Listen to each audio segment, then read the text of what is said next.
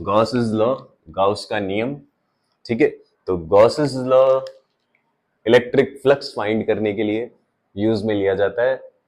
विद्युत फ्लक्स का मान ज्ञात किया जाता है गाउस के नियम से। तो देखो इसके अनुसार क्या होता है, किसी भी बंद पृष्ठ से संबद्ध, ये जो क्लोज सरफेस है, बंद पृष्ठ से संबद्ध, कुल फ्लक्स का मान जो होता है इस पृष्ठ के अंदर जितना भी आवेश होता है, सपोज टोटल आवेश, कुल आवेश है Q, उस कुल आवेश का 1/ε0 गुणा होता है। मींस अगर मैं इसका स्टेटमेंट कथन लिखूं मैथमेटिकली तो ये होगा total flux phi is equal to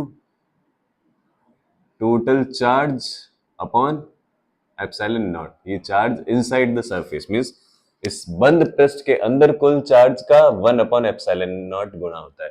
ठीक है क्या, कुल फ्लक्स, है ना।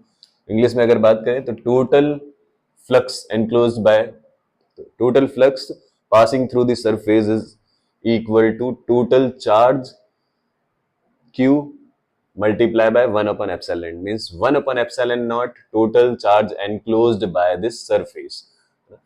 तो इस स्टेटमेंट को अपन प्रूव भी कर सकते हैं, देखो कैसे।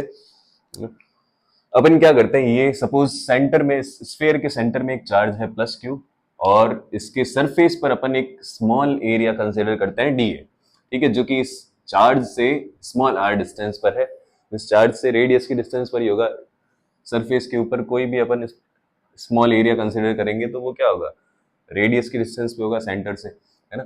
तो r डिस्टेंस पर एक स्मॉल एलिमेंट है एरिया dA, तो इसके लिए अगर अपन फ्लक्स की वैल्यू लिखे, flux passing through this small area, इस छोटे से क्षेत्रफल से गुजरने वाला विद्युत फ्लक्स, तो देखिए वो क्या होता है, d phi is equal to E dot D A. ये है by the definition of electric flux, विद्युत फ्लक्स की परिभाषा से। अब देखो ई इलेक्ट्रिक फील्ड और एरिया दोनों ही सेम ही डायरेक्शन में होता है, मींस यहां पे E dot D A, E D A ही होगा क्योंकि cos 0 1 होता है, ई डी ए ही होगा, है ना।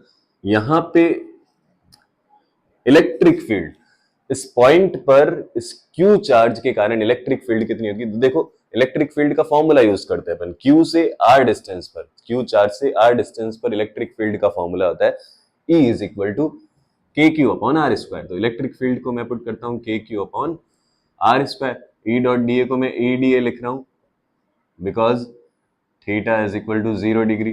E और डी ए इलेक्ट्रिक फील्ड और एरिया दोनों सेम डायरेक्शन में, मींस दोनों में एंगल 0 है। तो E की value KQ upon R square and DA will B